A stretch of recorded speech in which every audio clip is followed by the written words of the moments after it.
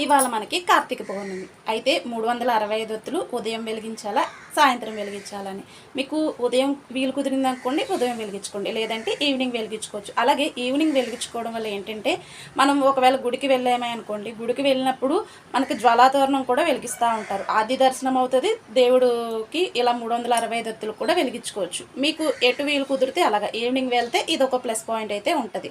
అది జ్వాలాతోరణం అయ్యి ఇంట్లో వెలిగించుకోవడానికి కుదరదు కాబట్టి అదొక ఆప్షన్. అలాగే 365 ఒత్తులు గుడిలో మాత్రమే వెలిగించాలా, ఇంట్లో వెలిగించకూడదా అన్నది ఒక డౌట్. ఇంట్లో కూడా వెలిగించుకోవచ్చు. మనకు తులసి మందిరం, తులసి కోట ఉంటుంది కదా, తులసి కోట దగ్గర 365 ఒత్తులు వెలిగించుకోవచ్చు. ఒకవేళ తులసి కోట కూడా లేని వాళ్ళు దేవుడి మందిరంలో వెలిగించుకోవచ్చు. ఇప్పుడు ఇంట్లో ముసలి వాళ్ళు కానీ, లేదంటే కనుక చిన్న పిల్లలు ఉన్న వాళ్ళ పేరెంట్స్ ఎవరైతే ఉన్నారో వారికి గుడికి వెళ్ళి వెలిగించే ఛాన్స్ అనేది ఉండదు. మీరు అలాంటి వాళ్ళు మాత్రమే చక్కగా ఇంట్లో కూడా వెలిగించుకోవచ్చు అనమాట.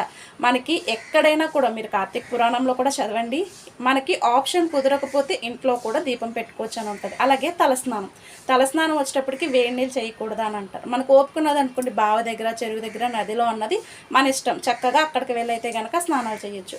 ఒకవేళ కుదిరిన వాళ్ళు గోరువెచ్చని నీళ్ళతో చేయొచ్చు. ఇది కూడా కార్తీక పురాణంలో ఉంది కాబట్టి మనకి ఒంట్లో పోకపోయినా చన్నీళ్ళు స్నానం చేసేసి ఇంకా మీరు ఇది తెచ్చుకొని దేవుడికి పూజలు చేయటానికి ఓపిక కూడా లేని విధంగా అయితే కనుక చేసుకోవద్దు. అలాగే ఉపవాసం కూడా మీ ఓపికను బట్టి మీరు ఉపవాసం ఉండండి. లేదు అని అనుకుంటే చక్కగా మీరు తినేసైనా కూడా ఈవినింగ్ దీపం పెట్టుకోవచ్చు. అందులో తప్పేమీ ఉండదన్నమాట. నాన్ వెజ్ తినద్దు.